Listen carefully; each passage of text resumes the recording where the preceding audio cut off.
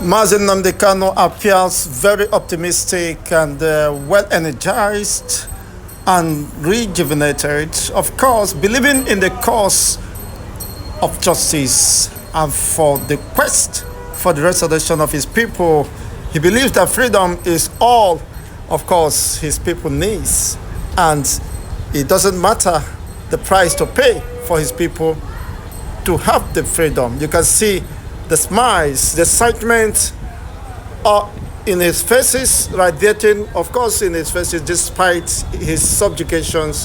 His oppressions are what he's passing through under DSS confinement. But however unjust and exacerbated any situations, you can see him, of course, being alive to the realities, alive to his consciousness and pursuit for liberty. The inalienable right of any human is the right to freedom. And this, of course, is here to prove again. And James Omotosho, the justice, reassigned the case, must, of course, be ready to face the realities, because Nnamdi Kanu is not a pushover, and of course he must defend the cause of justice, his fundamental right to self-determination, which no one can take away from him. He has maintained this position, of course, in line with the provisions of the constitution recognized even by the Nigerian government, being a signatory to the United Nations Charter on Fundamental Human Rights and the right to self-determination. Nnamdi Kanu is here to tutor the justice or whoever is involved on what the law says. As when he was briefed, or he was asked, how are you feeling today? He said, well, I'm very good. I'm expecting that the cause of justice must prevail. Justice must have its way. He has no other expectations but to have justice for his people and for the unborn generation of the Biafran nation. What a great man to be celebrated even beyond his lifetime. He will become a compendium of knowledge and inspiration to generations unborn. The man Nnamdi Kanu is a phenomenon, of course, and that must be unraveled, that must be studied in the world of scholars. People will get to know and understand what it takes to be a freedom fighter, someone who is not susceptible or who could not be bought over by, of course,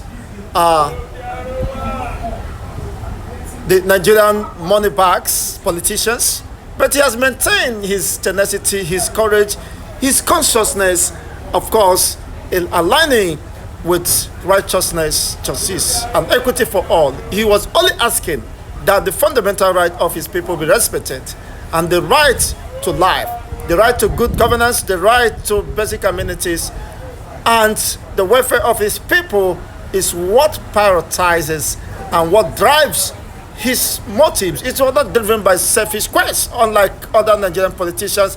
He had lived an exemplary life, of course, becoming a light to the African nation. Hope Africa will celebrate this great man in the course of time. Of course, he's so much endeared by lovers of peace, equity, and justice. And the DSS must understand that Nnamdi Kanu is not just an ordinary person, and they should understand that what he's fighting for is his right, unless they can prove otherwise, that is no longer, of course, enshrined within the United Nations Charter. To self-determination is no longer the rights of the people. Even at the recently concluded United Nations General Assembly, the Vice President affirmed that it is inalienable right of the people to self-determination, and this you can't take away from the Biafran people, which Nnamdi Kanu is representing today. Having recused, of course, Justice Binta Nyako, Justice James Omotosho is now on the stage, of course, to be proven otherwise. Nnamdi Kanu is indeed free. As you can see, his expression today does not look like someone under subjugation. He is free in his mind. Of course, he's just a prisoner of conscience. His enemies, or perhaps those who have incarcerated him, were expecting him to look gloomy, of course, depressed, and the rest of them, but he has proven otherwise, that liberty is his inspiration, and where he gets his succor is from the Lord, who created humanity for them to be free. Mazi Nnamdi Kanu today is free.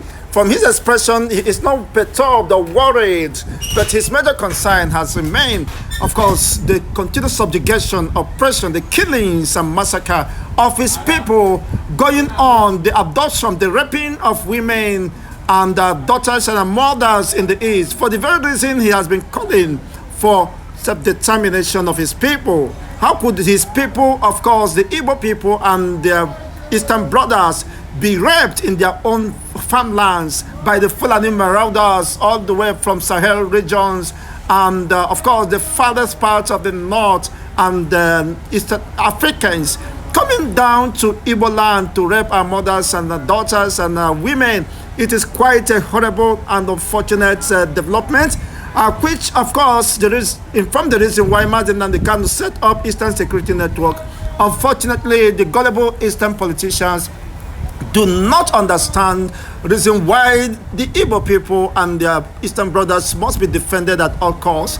They fought against the Eastern security and keep fighting them, why they could not defend the same people.